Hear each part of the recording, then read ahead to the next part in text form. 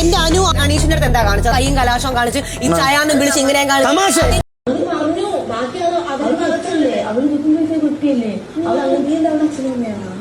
അങ്ങനെയല്ല, നമ്മളിങ്ങനെ പ്ലാൻ ചെയ്ത് പറയാറില്ലേ. ബിൻസി പറഞ്ഞത് ശരിയാണോ? അപ്പാണി ശരത്തും ബിൻസി വിഷയത്തിൽ ആരുടെ ഭാഗത്താണ് ന്യായം? അനുമോടെ ഭാഗത്താണോ ന്യായം? നിങ്ങൾ പറ. ഈ അപ്പാണിയും ഈ പറയുന്ന ബിൻസി തമ്മിൽ എന്തെങ്കിലും ബന്ധമുണ്ടോ? നിങ്ങൾക്ക് തോന്നിയിട്ടുണ്ടോ അങ്ങനെ? ഞാൻ ഇന്ന് ഞങ്ങളുടെ വീടിന്റെ അടുത്തുനിന്ന് പോയപ്പോൾ ഒരു ആന്റി പറയുവാണ്, ഞങ്ങൾ എന്തൊക്കെ വന്നാലും അനുമോക്ക് വോട്ട് കൊടുക്കത്തുള്ളൂ, ഞങ്ങൾക്ക് ആ കൊച്ചിനൊന്നുമില്ല. ഇതിലെ കപ്പ ആര് തൂക്കും? അനുമോളാണോ, അനീഷാണോ, ഷാനവാസാണോ? അതും കൂടെ ഒന്ന് കമന്റ് ബോക്സിൽ രേഖപ്പെടുത്താം. വീഡിയോയിലോട്ട് പോകുന്നതിന് മുമ്പ് എല്ലാവരും ഒന്ന് ലൈക്ക്, ഷെയർ, സബ് ഒക്കെ ചെയ്യാം. നമ്മുടെ ചാനൽ ആദ്യമായിട്ട് കാണുന്നവർ എന്തായാലും സബ് ചെയ്യുക, ഹൈപ്പ് കൊടുക്കാത്തവർ ഹൈപ്പും കൊടുക്കുക.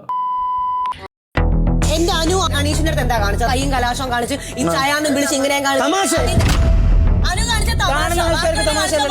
ഈ അപ്പാഴിന്റെ അടുത്ത് പോയി ഇരിക്കുന്നതും അപ്പാഴിന്റെ കയ്യിൽ പിടിച്ചിട്ട് ഞാൻ വിചാരിച്ചില്ല ഇങ്ങനത്തെ ഒരു വർത്താനം എന്നോട് പറയൂ. നുണച്ചി ആദില പറഞ്ഞ നുണച്ചി നിങ്ങൾ ശ്രദ്ധിച്ചോ?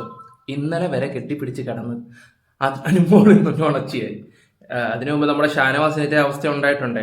ഷാനവാസ് പിന്നെ മണ്ടെന്നേ ഞാൻ പറയത്തുള്ളൂ. എനിക്ക് എന്തൊരു ഇഷ്ടമാണെന്നറിയാം, മനുഷ്യൻ ഇപ്പോഴും ഇഷ്ടമൊക്കെ തന്നെ. പക്ഷെ ഈ തങ്കച്ചിപ്പാസം, ഈ എൻ്റെ പൊന്നോ, അതി വീണു പോകുന്ന ഒരു അല്ല, അയാളെ കുറ്റം പറയാനും പറ്റത്തില്ല.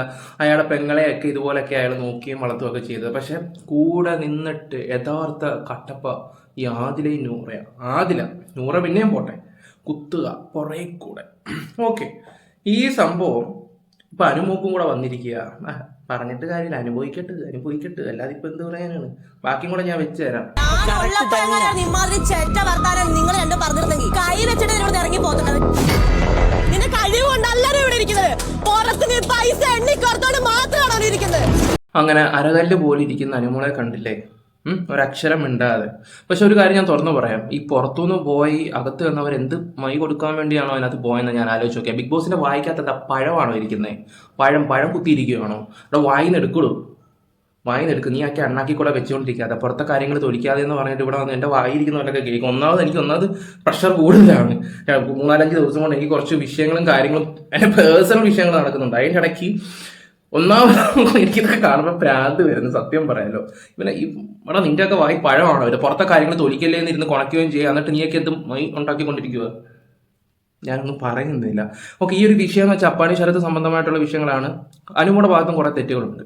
അന്ന് അനുമോള് കുറച്ച് കാര്യങ്ങൾ സംസാരിച്ചില്ല. ഞാൻ പറയാം, എടുത്തെടുത്ത് പറയേണ്ട ജിസയിൽ വിഷയം, അക്ബർ വിഷയം, ഈ പറയുന്ന അപ്പാണി വിഷയം, ഇതൊക്കെ ഭയങ്കര വിഷയമായിട്ടുള്ള സംഭവമാണ്. പുതപ്പിന്റെ അടിയിൽ അന്നൊന്നും സംഭവിച്ചിട്ടില്ല. പല ആൾക്കാരും പറഞ്ഞിട്ടുണ്ടായിരുന്നു ബിബിയിലെ ആൾക്കാർ അത് മനഃപൂർവ്വം വിടാത്ത ടി വി ബാധിക്കുന്നു. ഒരു കോപ്പും ബാധിക്കത്തില്ല. അവർക്ക് അത് കിട്ടിയായിരുന്നെങ്കിൽ അവർ ഉറപ്പായിട്ടും പുറത്ത് വിട്ടായിരുന്നു അവിടുത്തെ ഡയറക്ടർ ഉൾപ്പെടെ പറഞ്ഞിട്ടുള്ളതാണ്.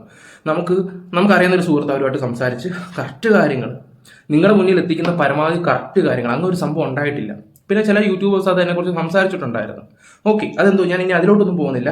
അന്ന് അനുമോള് പറഞ്ഞൊരു വീഡിയോ ഞാൻ വെച്ചുതരാം. അത് കഴിഞ്ഞിട്ട് പ്രവീണിന്റെ ഒരു വിഷയം വരുന്നുണ്ട്. ഇതിപ്പം സാധനങ്ങൾ വരുന്നതെല്ലാം അനുമോക്ക് എതിരായിട്ടുള്ള രീതിയിലാണ് കാര്യങ്ങൾ വന്നുകൊണ്ടിരിക്കുന്നത്. പക്ഷേ ഒരു കാര്യം ഞാൻ തുറന്നു പറയാം, ഇവർ ഈ വൈരാഗ്യങ്ങളെല്ലാം കൂടെ അനുമോളെടുത്ത് തീർത്ത് അനുമോൾ തന്നെ കപ്പടിക്കത്തുള്ളൂ. ഇതൊക്കെ നിന്റെയൊക്കെ വൈരാഗ്യങ്ങൾ തീർക്കുമ്പോൾ സെന്റിമെന്റ്സ് ആവും. ചിലപ്പോൾ വെറുത്ത ആൾക്കാർ പോലും ഇഷ്ടപ്പെട്ട് ചിലപ്പോൾ അനുമോക്ക് വോട്ട് കൊടുക്കും. ഓക്കെ, ഞാൻ അന്നത്തെ വീഡിയോ വെച്ചുതരാം.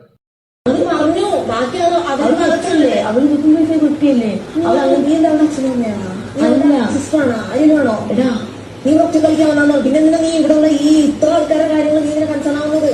അയാൾക്ക് പറഞ്ഞ് മനസ്സിലാക്കൂടെ? നമ്മൾ അങ്ങനെ ഇരുന്ന് കഴിഞ്ഞാൽ വെറുതെ വിചാരിക്കും. അവർക്ക് അങ്ങനെ തോന്നില്ലാന്ന്. എടാ, അവള് കാണുന്ന ഒരു ചേട്ടനെ പോലെ, ബ്രദറിനെ പോലെ, ചൈനെ പോലെ.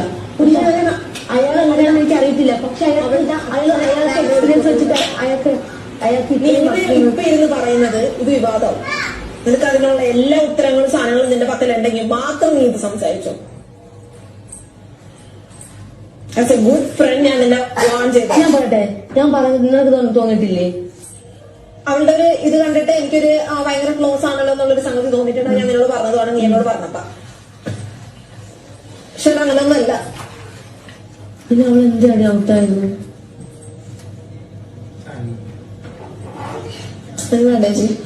വിധി എഴുതല്ലേ രവി ചെയ്തിട്ട്. ഇതുപോലുള്ള ഓരോ മനസ്സിൽ തോന്നുന്ന ഓരോ ചിന്തകൾ ഇങ്ങനെ വരുന്നതുകൊണ്ടാണ് കൂടുതലും വിഷയമായത്. സത്യം പറയാലോ, അനുമോക്ക് കൂടുതൽ ഇവിടെ സപ്പോർട്ട് വരാൻ കാര്യം എന്താണെന്ന് വെച്ചാൽ അനുമോക്ക് നല്ല സബ്സ്ക്രൈബേഴ്സും നല്ല ഫോളോവേഴ്സും അനുമോളെ ഇഷ്ടപ്പെടാൻ ആൾക്കാരുണ്ടായിരുന്നു. ചില ആൾക്കാർ അങ്ങനെ, ചില യൂട്യൂബേഴ്സ് സപ്പോർട്ടുള്ള ആൾക്കാരെ മാത്രം തിരഞ്ഞു പിടിച്ച് സപ്പോർട്ട് ചെയ്യുന്ന കുറേ ആൾക്കാരുണ്ട് റീച്ചിന് വേണ്ടി. അങ്ങനെ അത് പറഞ്ഞ് അവസാനം ദേ കിടക്കുന്നു. അനുമോള് ബൂസ്റ്റായി. അനുമോള് ചെയ്യുന്ന എല്ലാം ശരി, ബാക്കി എല്ലാവരും ചെയ്യുന്ന തെറ്റ്.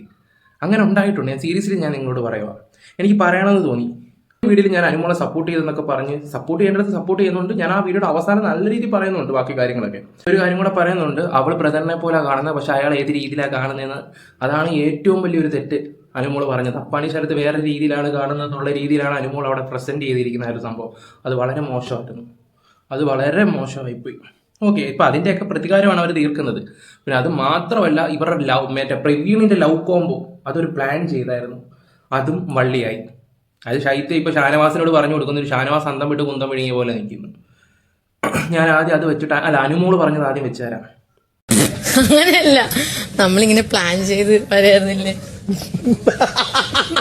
ഞാനുണ്ടല്ലോ ഇടയ്ക്കിരുന്ന് ആലോചിക്കും എന്ത് അവരതൊക്കെ പറഞ്ഞത്. ആണോ?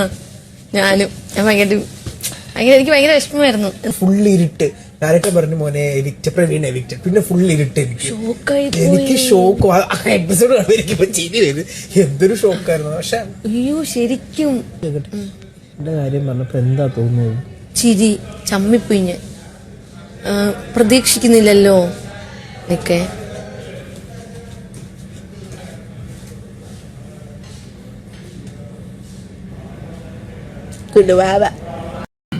അനുമോൾ അന്ന് പ്ലാൻ ചെയ്തിട്ടുണ്ടായത്. പല ആൾക്കാരും വളച്ചൊടിച്ച് വിട്ടിട്ടുണ്ടായിരുന്നു ആ സമയത്ത്. ഇതൊക്കെ 100 ദിവസം നിന്ന് പോകാൻ വേണ്ടി ഓരോ അടവുകൾ അങ്ങനെ ആൾക്കാർ കരുതത്തുള്ളൂ. വേണ്ട, ഇതിപ്പോൾ ശൈത്യ ഈ പറയുന്ന ഷാനവാസിനോടൊക്കെ പറയുമ്പം അത് ഏത് രീതി പോകും ഒന്ന് ആലോചിച്ച് നോക്കി. പ്രവീണിൻ്റെ അടുത്ത് അവൾ പറഞ്ഞു എന്ന് വെച്ച് കഴിഞ്ഞാൽ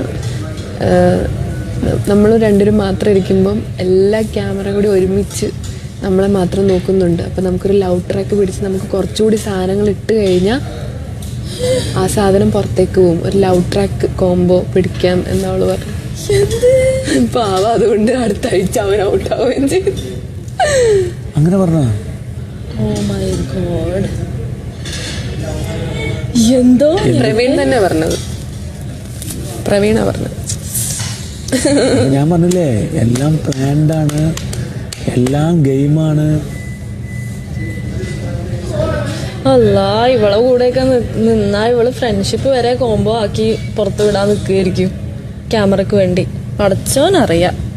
ഇതിപ്പോൾ കഥകൾ പോകുന്ന ഓരോ രീതികളെ ഇതൊക്കെ ഓരോന്ന് കണക്ട് ചെയ്ത് വരുമ്പോൾ അനുമോക്ക് നെഗറ്റീവ് ആവും നല്ല രീതിയിലാണ്, നല്ല രീതി. പിന്നെ അന്നത്തെ അനീഷിൻ്റെ ഇതും എടുത്തുചാട്ടമെന്ന് ഞാൻ പറഞ്ഞു. അനുമോക്ക് ചെന്ന് അതുപോലെ പറയായിരുന്നു, എടാ ഇതിപ്പോൾ വേണ്ട ചേട്ടാ, ഇത് പറ്റില്ലെന്ന് ഓപ്പണായിട്ട് തുറന്ന് പറഞ്ഞാൽ തീരാവുന്ന വിഷയങ്ങളേ ഉള്ളായിരുന്നു. ഇതൊന്നും പറയില്ല. ചേട്ടാ എനിക്കൊരു ബ്രദറായിട്ട് കാണാൻ പറ്റത്തുള്ളൂ എന്ന് പറഞ്ഞാൽ തീരാവുന്ന പ്രശ്നം ഉണ്ടായിരുന്നു. അതിൽ ലാലേട്ടൻ്റെ അടുത്ത് വരെ പുള്ളി എത്തിക്കുന്നതിൻ്റെ രീതിയിലാണ് ഇപ്പോൾ ഷാനവാസ് വരെ അതിനെക്കുറിച്ച് പറയുന്നത്. അത് ഞാൻ വെച്ച് തരാം. എനിക്കത് തോന്നി. അന്വേഷണ കാര്യത്തിലൊക്കെ അവളത് മിസ്യൂസ് ചെയ്യുന്നു. ഞാൻ നൂറയോട് ചോദിച്ചു, ആ ലാലേട്ടൻ വന്ന് ഇത് വിലയിരുത്തുന്നതിന് ഇതിനെക്കുറിച്ച് ലാലേട്ടൻ വരുന്ന എപ്പിസോഡിൻ്റെ തലേ ദിവസം ഞാൻ നൂറയോട് തന്നു, നൂറ ഇതൊരു വിഷയമാണ്, വിഷയം. അയാൾ ചോദിച്ചു, അപ്പോൾ അത് താല്പര്യമില്ലാന്ന് പറഞ്ഞു. ആ ചാപ്റ്റർ ഞാൻ ക്ലോസ് ചെയ്തെന്ന് പറഞ്ഞു. പിന്നെ അത് തൂക്കി പിടിച്ച് നടക്കേണ്ട ആവശ്യമില്ല. പിന്നെ അതിവിടെ പറയുന്നു, അവിടെ പറയുന്നു, അത് ലാലേട്ടൻ ചർച്ചയാക്കും എന്ത് പറയും ചോദിക്കുന്നു. ഇവർ നമ്മൾ സംസാരിക്കുന്നു. ഇത് അവൾ അവിടെ പോയിട്ട് അവനോട് എന്തോ സംസാരിക്കാൻ പോകുന്നു. അപ്പം അനീഷ അവളെ അവോയ്ഡ് ചെയ്യുന്നു. അവോയ്ഡ് ചെയ്ത് ഞാൻ ചാപ്റ്റർ ക്ലോസ് ചെയ്തെന്ന് പറയുന്നു. പിന്നല്ലേ ഇവര് പാട്ടൊക്കെ പാടുമ്പോൾ വിളിച്ചിരിക്കുകയൊക്കെ ചെയ്യാം. എന്നിട്ട് ഇവര് ഇപ്പം ഞാൻ നൂറയോട് ചോദിച്ചൊരു വേർഡുണ്ട്, നൂറ ഇതെന്താ അനു ഇത് എൻജോയ് ചെയ്യുന്നത് എന്ന് ചോദിച്ചപ്പോൾ എനിക്കും അത് ഡൗട്ട് തോന്നി. കാര്യങ്ങൾ എടുത്തു വരുമ്പോൾ അനുമോക്ക് നല്ല നെഗറ്റീവ് ഇപ്പോൾ വരുന്നുണ്ട്. സത്യം പറഞ്ഞാൽ നെഗറ്റീവ് നല്ല രീതിയിൽ വരുന്നുണ്ട്. ഇല്ല ഇവരുടെ കാഴ്ചപ്പാടിൽ ഇപ്പം എൻ്റെ കാഴ്ചപ്പാടാണെങ്കിൽ ഇതൊക്കെ തെറ്റായിട്ടേ തോന്നത്തുള്ളൂ. പക്ഷേ ഇപ്പം സെൻറ്റിമെൻറ്റ്സ് ആൾക്കാർ അനുമോൾക്ക് വോട്ട് കൊടുക്കത്തുള്ളൂ എന്നുള്ള രീതിയിലാണ്. ഞാൻ ഇന്ന് പുറത്ത് എൻ്റെ വീടിൻ്റെ അടുത്തൊരു വീട്ടിൽ പോയപ്പം ഞങ്ങൾ അനുമോക്ക് വോട്ട് കൊടുക്കത്തുള്ളൂ, പാവം കൊച്ചാണ്, അതിനെല്ലാവരും കൂടെ അവർ ലൈവ് ഒന്നും കാണുന്നില്ല, അനുമോളെയൊക്കെ വോട്ട് കൊടുക്കത്തുള്ളൂ, ഒന്നുമില്ല അനുമോക്കൊന്നുമില്ല, അപ്പാണി ശരത്തിനൊന്നുമില്ല. ഇതൊക്കെയാണ് അവർ പറയുന്നത്. ഓക്കെ, എന്തായാലും ജനങ്ങൾ ഇഷ്ടമുള്ളത് നിങ്ങൾക്ക് തീരുമാനിക്കാം, ആർക്ക് വോട്ട് കൊടുക്കണോ വേണ്ട എന്നൊക്കെ. വീഡിയോ ഇഷ്ടപ്പെട്ട ലൈക്ക് ഷെയർ സബ്സ്ക്രൈബ് ചെയ്യുക. Bye love you all.